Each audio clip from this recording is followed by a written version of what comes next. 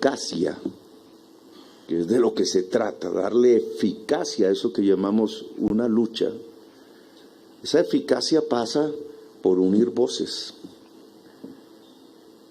El encuentro entre Europa y América debe tener estos temas como centros de discusión. Tiene que tener el tema de la paz. La paz tiene que ver con este tema. La paz en Colombia, específicamente hablando, aunque yo hablaría también de la paz del mundo. Nos piden alinderarnos con Zelensky. Otros dirían que con Putin. Yo diría alinderémonos con la paz. Que la paz no sea un instrumento para continuar la guerra por otro método político, sino que la paz tenga eficacia. Es decir, que cese la guerra. ¿Para qué hablamos de paz si no es para eso? Pareciera de perogrullo.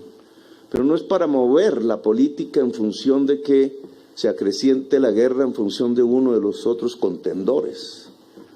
¿Quién es el invasor? Rusia. Pero ¿cuántas invasiones ha tenido América Latina? Y nunca ha habido ese tipo de acciones contra la invasión.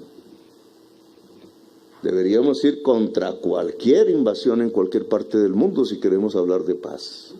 Debería elevarse, como lo propusimos alguna vez que no éramos gobierno, el delito internacional de agresión.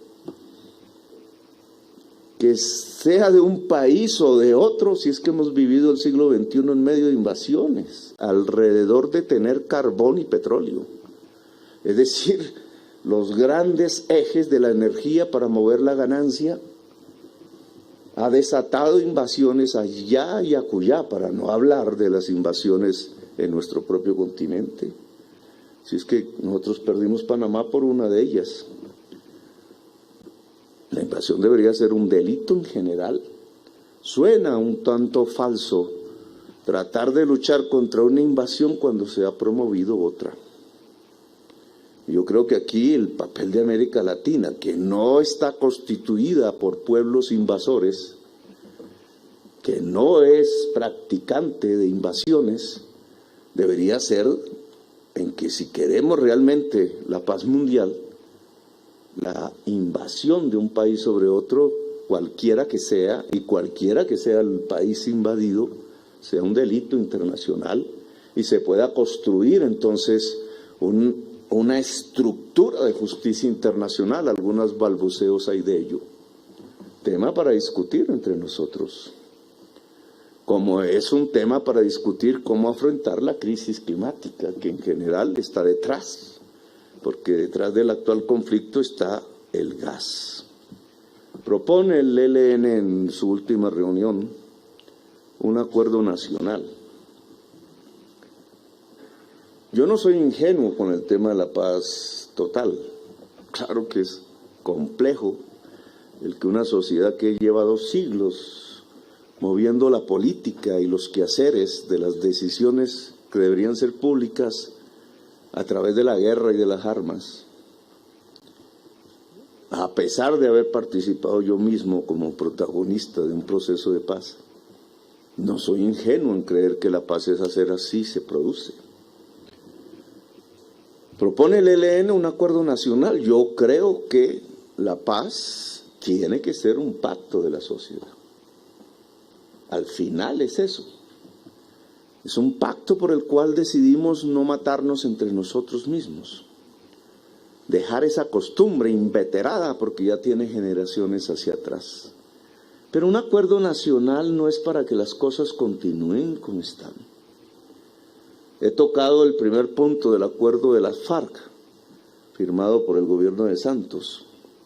A veces hablamos del acuerdo y de la paz, pero no profundizamos su contenido. El primer punto del acuerdo de paz con la FARC habla de hacer una reforma agraria de 3 millones de hectáreas. Colombia tiene 20 millones de hectáreas de tierras fértiles, altísimamente concentradas en manos de una minoría de personas que no la hacen producir. Una herencia vieja, entre otras, del feudalismo. No hay país que se haya modernizado, como usted hablaba respecto a España, que no tenga una estructura democrática, moderna, de su tierra, del uso de su tierra, de sus aguas, por tanto, porque tierra y agua en la agricultura se vuelven sinónimos. Bueno, el acuerdo de la FARC habla de 3 millones de hectáreas. No es ni mucho, comparativamente con el total de la tierra fértil. Pero ¿cuánto entregó el anterior gobierno? 17.000 hectáreas en 4 años. Y el plazo son 12. Es decir, que este gobierno y el que sigue, para cumplir el acuerdo de paz. ¿Cuáles los problemas nuestros para cumplir, aunque sea la mitad, 1,5 millones de hectáreas en estos 4 años? ¿Cuáles? De todo tipo. Nuestra mentalidad en el mundo del poder político en Colombia no está construida para permitir cumplir ese acuerdo. Yo hacía una pregunta, entonces, ¿para qué firmó el Estado ese acuerdo si no lo iba a cumplir? ¿Para engañar? ¿Para traicionarlo? Si se traiciona un acuerdo de paz, ¿qué espera la sociedad? Muchísima más violencia. ¿Para qué hicieron esa firma si no se iba a cumplir con el tema de entregar 3 millones de hectáreas a los campesinos? ¿La solidaridad internacional ha gravitado alrededor de cómo cumplir ese acuerdo? El gobierno de los Estados Unidos nos está ayudando a ver cómo compramos 1,5 millones de hectáreas. ¿O es retórica? Ahora, si nosotros no hacemos esto e incumplimos el acuerdo de paz, ¿qué viene a la sociedad colombiana? Y ahora estamos sentados con otros. Esos otros nos van a decir, bueno, y ustedes ya cumplieron con el acuerdo de paz con la FARC. Porque si ustedes no cumplen con ese, ¿cómo pueden proponer nuevos acuerdos de paz? Parcial. De ahí que la tesis del acuerdo nacional me parece clave.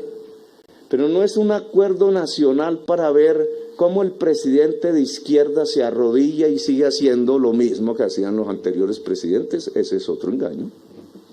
Eso no es entender el electorado colombiano.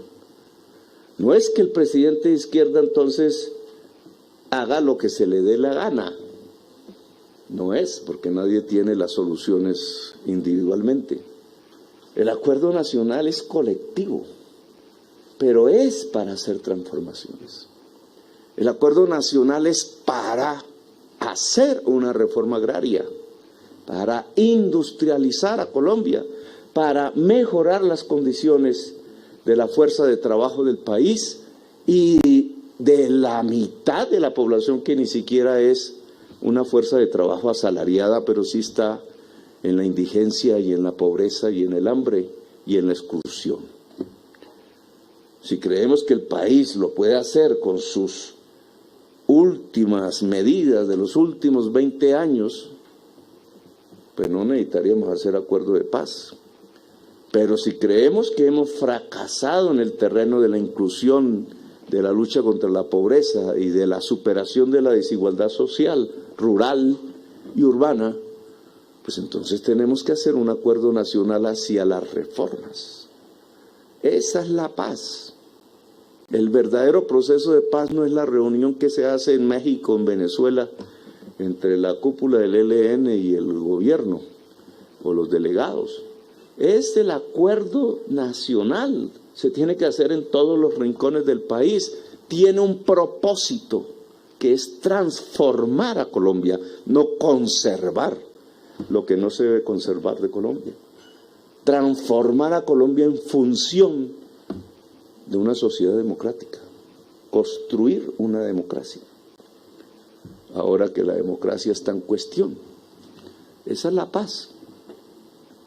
¿Eso puede lograr el desmantelamiento del narcotráfico? Yo sí creo, porque el narcotráfico crece en Colombia es por la desigualdad, por la exclusión, por el raquitismo económico productivo.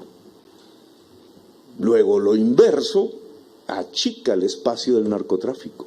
No será mágico, no será cuestión de días, pero si el proceso se activa, el proceso del desmantelamiento de las economías ilegales comienza. Luego, el apoyo que pueda dar Europa, pragmático en el sentido de saber hacia dónde es que se puede construir la paz en este país, no retórico, sino pragmático, para usar una palabra que a mí poco me gusta, pero que es esencial para construir la paz del país, es que si se supera pobreza, si se supera desigualdad social, si lo hacemos en el diálogo nacional, no impuesto, sino construido colectivamente, pues yo sí creo que tenemos un proceso de paz de verdad, eficaz. Es decir, que nos saque realmente de la guerra y de la violencia, eficaz. La política ahora tiene que tener eficacia. Nosotros, los latinoamericanos, no sé si por herencia española, somos retóricos, pero tenemos que ser eficaces. La retórica nos sirve para la construcción de frases bonitas. Nos gusta la palabra, pero ahora la palabra tiene que ser eficaz para poder resolver nuestros problemas. Entonces nos vamos a encontrar allá en...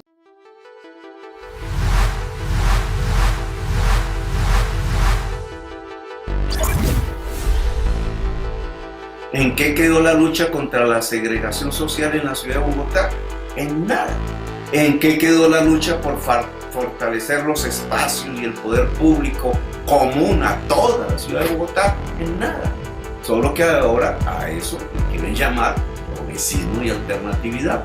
No es más que Peñalosa. Es el mensaje que le mandan a la sociedad de que el narcoparamilitarismo volvió a ganar y que está gobernando.